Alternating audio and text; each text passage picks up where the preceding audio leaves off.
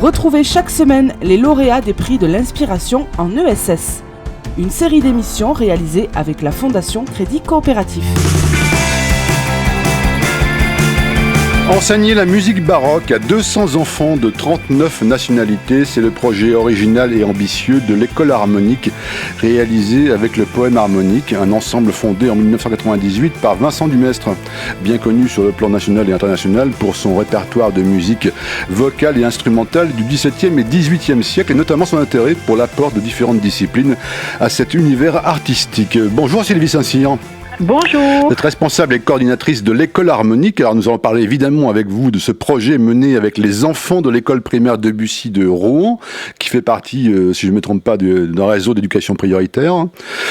Quel est l'objectif de ce projet que l'on pourrait qualifier de novateur sur le plan action sociale et artistique ?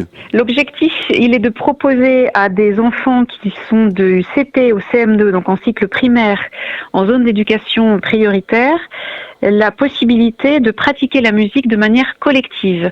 Donc ils s'expriment avec des violons, alto, contrebasse, violoncelle, et dans le cadre d'un orchestre dit à cordes, eh bien les enfants jouent la musique du répertoire de Vincent Dumestre, donc la musique baroque.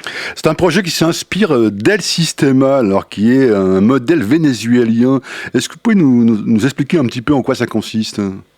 Eh bien, ce système d'El Sistema consiste à faire pratiquer la musique à des enfants qui sont effectivement des enfants de favela, donc dans des quartiers extrêmement difficiles, voilà, des enfants les plus démunis, et tente de les faire sortir de leur détresse, en tout cas de leur situation sociale et culturelle, par la musique, et par la musique jouée collectivement, c'est-à-dire on joue en orchestre.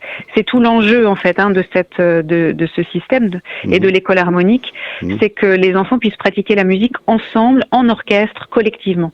Alors justement, comment ça se traduit concrètement au quotidien sur le terrain, ce projet qui est un projet pédagogique, j'imagine, bien sûr. Oui, pédagogique, social, culturel. Il a effectivement 3 volets, le social, le culturel et le pédagogique. Eh bien concrètement, les enfants inscrits à l'école Debussy, donc du CP au CM2, se voient confier un instrument toute l'année, pendant tout le cycle de leur apprentissage, et se rassemblent de 2 à 4 heures par semaine dans le temps scolaire ou dans le temps hors scolaire, sur tous les cycles des temps de l'enfant en fait, et pratiquent ensemble la musique en orchestre ou en petits groupes pour mieux accompagner les élèves. Et tout cela se fait en concertation et en collaboration avec les instituteurs pour que les disciplines enseignées à l'école puissent être réinvesties dans les ateliers musicaux et inversement.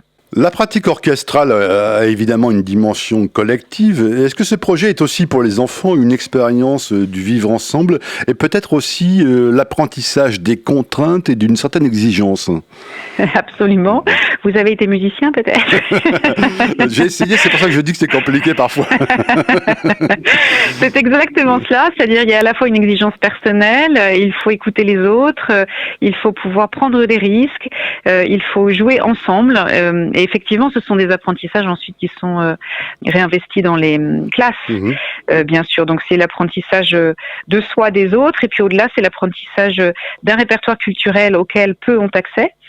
Et puis aussi de la possibilité de rencontrer la création à travers les artistes du poème harmonique qui viennent jouer avec les enfants. Quel retour vous avez de la part des enfants sur cette expérience et peut-être sur leur rapport à l'instrument ? Parce que j'imagine que pour beaucoup, c'était la première fois qu'ils avaient un véritable instrument entre les mains. Oui, pour beaucoup, c'est la première fois. Alors, c'est vrai que beaucoup d'enfants viennent des cultures du bassin méditerranéen, donc les instruments sont quelque chose qu'ils connaissent pour certains d'entre eux, et notamment les instruments d'Afrique ou les instruments d'Inde. Donc, ils sont pas du tout orphelins des instruments à cordes, c'est juste pas les mêmes que les nôtres, et puis c'est juste que le répertoire n'est pas le même que le nôtre. C'est sûr. Donc, effectivement, l'instrument classique européen et le répertoire baroque est majoritairement inconnu d'eux, c'est aussi tout l'intérêt du projet. Donc ces enfants sont d'abord dans la surprise, évidemment, l'étonnement, et puis ensuite ils développent des compétences je dirais, et puis évidemment sur le registre du jeu. Et puis dans le cadre de ce projet, on les conduit chez des luthiers, on va les conduire dans des lieux emblématiques culturels de la ville de Rouen, la chapelle Corneille par exemple, où les enfants vont pouvoir se produire en concert. Donc il y a aussi une ouverture culturelle très forte sur des lieux emblématiques dans lesquelles ni eux ni leur famille ne sont a priori habitués à aller. Justement, c'est une bonne transition que ma prochaine question. Si j'en crois l'intérêt des jeunes pour la musique urbaine et le top 50, permettez-moi de considérer que faire découvrir à des enfants issus de milieux défavorisés la musique baroque, qui est plutôt extrêmement élitiste, était vraiment un défi pour le moins osé. Oui, alors oui, vous me direz, ça dépend de votre point de repère. Moi, je trouve que la musique baroque, il n'y a pas plus gay, il n'y a pas plus accessible. Je trouve que c'est moins facile d'entrer dans le rap ou la musique techno. Mais en tout cas, tout ça est une question de point de vue. Ce qui est sûr, c'est que la musique, c'est d'abord de la joie et c'est d'abord un moment de partage, quel que soit le répertoire. Et c'est ce que nous, on propose aux enfants. C'est-à-dire, effectivement, là, il y a des passionnés de musique baroque et il y a surtout d'excellents musiciens, dont le répertoire baroque est le répertoire de prédilection. Mais avant tout, ce qu'on partage, c'est de la joie et de l'expérience. Voilà. Quel est l'aboutissement que toutes les musiques apportent finalement. Non, bien sûr. Enfin, j'imagine quand même qu'au départ qu'il y a dû y avoir quelques commentaires sur la musique, mais vous avez raison, c'est pas forcément un problème du tout que ce soit baroque ou rap ou autre chose. Quel est l'aboutissement de ce projet ? Ce qui est important, c'est l'excellence de ceux qui l'apportent et la conviction de ceux qui l'apportent. Et là, effectivement, Vincent Dumestre est l'un des plus reconnus dans le registre de la musique baroque. Il y a une importance à ce que ce soit lui qui transmette. Ça, c'est vraiment important. Quel est l'aboutissement de ce projet ? Vous évoquiez tout à l'heure un concert dans un lieu prestigieux, est-ce que c'est ça ? Oui, la finalité, en tout cas, la finalité, je veux dire, en termes de calendrier, puisque les enfants démarrent avec nous au mois de septembre et le projet se clôt au mois de juin avec un très grand concert de restitution. Oui, c'est qu'effectivement, les enfants puissent se produire devant leurs camarades et surtout devant leurs parents, avec les musiciens du poème harmonique dans ce lieu emblématique de la culture rouennaise. Alors évidemment, ce temps de restitution, c'est le temps où on réinvestit ce qu'on a appris, mais tout le process est évidemment important. Ça commence dès le mois de septembre, ça commence dès qu'on leur donne l'instrument et dès qu'ils approchent le répertoire baroque par le chant, par la danse ou par l'instrument. Dernière question plus personnelle, car on a bien compris l'intérêt et les enjeux de ce projet. Mais j'aimerais savoir ce que ça vous a apporté, par exemple à vous, sur le plan personnel, cette expérience.